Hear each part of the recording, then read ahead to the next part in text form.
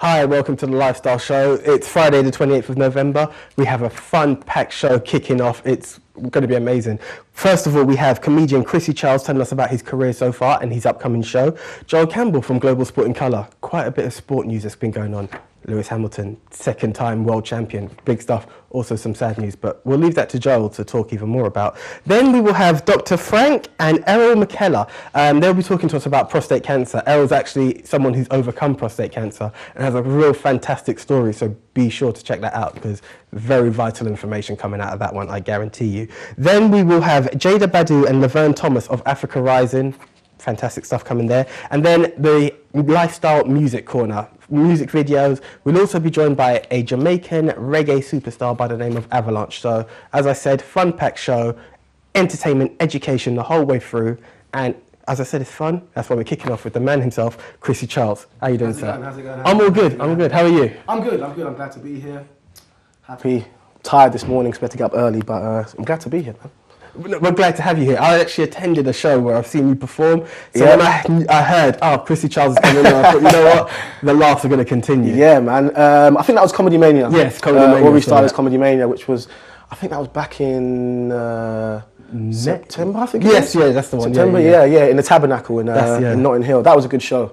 I actually had a 5-minute slot, which is the smallest slot I've ever done. But it went down really well. The crowd was wicked. Rory Styler's Comedy Manias are always good anyway. So and the lineup was wicked. It was me, Richard, Mo, KG. Yeah, the lineup was wicked. So definitely, when you have a good lineup like that, the show's always going to be good. So. This is the thing, and that's, I looked at the flyer and I was like, okay. Funny enough, that was my first Comedy Mania. Okay. I had a look at it and I was like, okay, I'm recognising the names, and I've heard the name Chrissy Charles, but I hadn't seen Chrissy Charles. So I was like, right, let's see what this guy's got to deliver. And even though it was 5 minutes, fantastic. Thank you. Thank you. Do you know what it is? I think since I've started, because my first ever show was with Ori, and he was hosting it, and literally I don't think I've left his side. Like, I've been shadowing him very, like he's taking me everywhere. A lot of the shows that I do get booked for is probably because of Ori, because he puts the word of mouth out, and then when people see me on his flyers, like I'm sort of like the wild card because no one really knows about me yet. So when you got me next to people like Richard and Mo and stuff like that, people are like, oh yeah, they're good, but who's this Chrissy guy? So, and I like that. I don't mind. I like that because I know that when someone like Ori's backing me and stuff like that and putting the word out, it feels like my confidence is there. So I go on stage and I just do what I love. Definitely. So it's all good. Stuff. Good. I also heard you were the wild card at, was it Starlight Weekender? Yeah. And the reviews I've heard from that, again, are absolutely fantastic. Yeah, basically, Ori was supposed to do Starlight, but he had the BBC gig. And that was amazing for him, by the way. I've watched it so many times. And so then they said, we need someone to fill. And he was like, I got one guy for you. And then he called me because originally we were supposed to be Starlight reps. Okay. So we were doing the games and stuff, and selling CDs and stuff like that. But then about a week after he told me I was doing that, he was like, he rang me up and he was like, Chrissy, I was like, yeah. He's like, I've got some good news. I was like, okay. He's like, okay, you're a Starlight rep for the weekend. He goes, but you're performing. And I was like, oh, okay. I was like, what? How many shows? He's like, 2 shows. And I was like, oh. He's like, back to back. I was like, oh, okay. I was like, wicked. And when I got there, I spoke to the promoter, Nathan, and he was like, always put in a good word for you, so we're going to see what you're about. And I went on stage, did my thing, came off stage, and literally, Ori was in London, and he called me and was like, yeah, Nathan called me about you, and yeah, he's happy. I was like, oh, okay, wicked. So, but yeah, then me and him are actually booked for the same company. We're booked in the 27th, 28th. For the Real Deal Comedy Jam, which is in Nottingham and Birmingham. Those are the same people that run Starlight. Okay. So yeah, it's. I mean, I don't mind being a wild card. I like being able to show people what I can do and showcase my ability. So that's what I love, man. And making people laugh, telling jokes. Great. So how did that actually come? When did you decide that you're actually going to take this as a profession? Okay, last year around like late September. August, I was going to a lot of comedy shows. I'd seen Ori perform a few times before that. There's a show near where I live. I live in Slough, so like the nearest show we have is either London or Reading. And I was going to a lot of ones in Reading. There was one in Reading, the Laugh Out Loud show. Went to a few of those. And when you're there as a spectator, you're obviously watching the comedians and stuff. Some of them are good, some of them aren't that good. But I was sitting there and I was thinking, do you know what? I could tell better jokes than some of these comedians. And that was my initial thought. I was like, I can tell better jokes than some of these comedians. So what I did was, from about August till September, I was just writing material, and then I was just sitting there perfecting it and stuff. And then I went to one of my friends and asked her if she could give me like a 5-minute slot on the Laugh Out Loud show, but they didn't have a show till December. So for me, I was just going to wait till December and just see if I could do my piece there. But one of my good friends from college, Zara, she runs Comedy on the Hill, which is promotions in High Wycombe. And when she heard that I wanted to do comedy, she called me and was like, "How serious are you about doing this?" And I was like, "I'm dead serious. I wanna do it." So she gave me my first 10 minutes, which turned into actually 45 minutes on stage. Wow. Yeah, you learn a lot of things when you're on stage, like cues. Yeah. And I totally missed every single cue. they were flashing this light at me, and when I come off stage, Ori was like, "Bruv, you've been on stage for like 40 minutes," and I was like, "It felt like 10," and he was like, "Yeah, we cued you off stage, but you missed every cue, but we just left you on there because you was doing really well." So yeah, that was it for me. Like after that, it was just like put in 100% from there, and it's just been crazy since then. Right, as a comedian, and you talk about like it felt like 10 minutes. So doing a 45-minute set, which felt like 10. How did it feel like doing a 5-minute set, as you mentioned on your Comedy Mania? With the 5-minute set in your head, it's a little bit easier because you can sort of time your jokes in your head, but then at the same time you have to shorten them. So if Ori said to me, "If you got 5 minutes," I was like, "Cool." So in my head I knew the 3 jokes I was going to tell, and then in the order I was going to tell them in. So it was just a matter of just reading them off in time.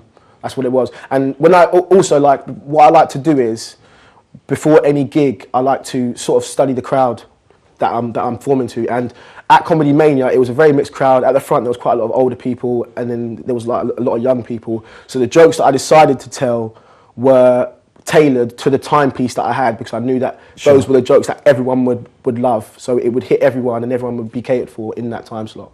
So that's I try to think methodically when I'm on stage and stuff, especially when the time is short. So. Yeah, I can imagine. So it's a lot of mental planning. Yeah, and again, it can change within the moment depending on how the show's flowing. Oh yeah, yeah, definitely. I mean, when you go on stage, your first laugh, you want the first initial laugh to be a big one.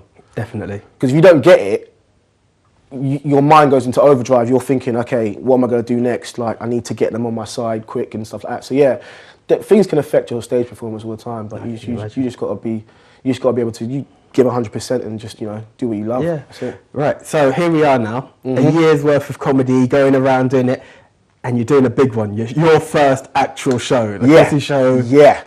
I tell you what, I'm nervous. Like, I thought going on stage and performing was nervous. When you are doing your own show, like I know people like Axel and Ori and stuff like that, and some my friends who do Comedy on the Hill and stuff, they're putting these shows together.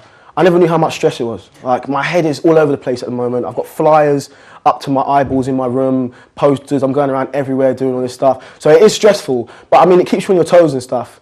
And like I said, this is my first show, so I want it to be amazing. Like, where I'm from Slough, so there's not a lot of, I don't think there's any sort of comedy shows in my area. I mean, like I said, you have to go to London, High Wycombe or Reading to sort of get a show. So I mean, I'm trying to bring back something to Slough and, sort of like show everyone, that there is talent in Slough. We do have comedy in Slough. Even if it's just the one comedian. Even if it is just the one comedian, I'm gonna showcase what we can do in Slough. That's fantastic, and stuff. Yeah. But I mean, the stress is crazy and my head's all over the place.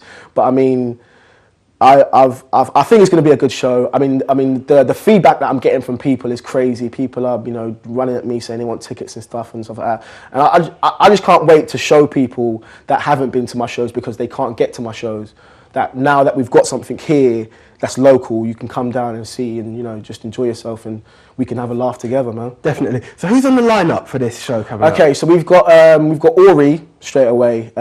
When literally he's sort of been like my brother and my mentor at the same time. So when I told him I was doing my own show, he was like, "Boom, let's do it. I'm there."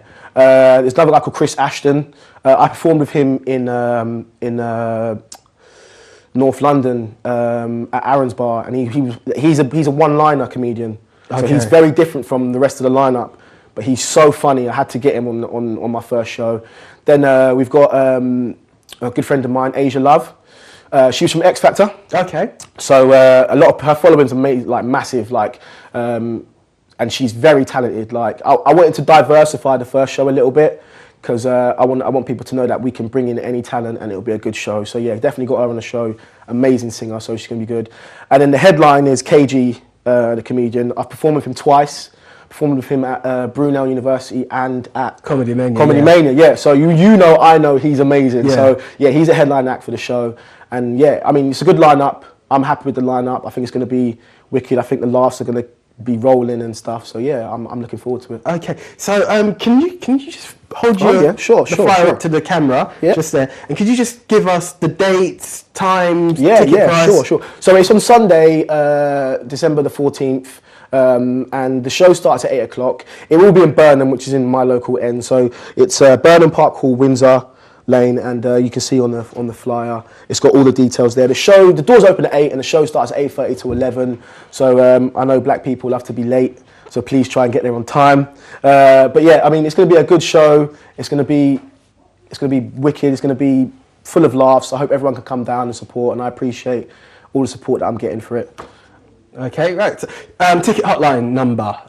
We don't actually have the ticket hotline number. Sure. The tickets are available. They'll be available on the door, and they're available online. If anyone wants to get a ticket online, you can just shout me on Facebook, which my Facebook's Chrissy Charles, Chrissy Comedian, or my Instagram, which is Everybody Loves Chrissy. Just shout me on there, and I'll give you the details for the online tickets and stuff like that. Okay, fantastic. Right, so we've got the show.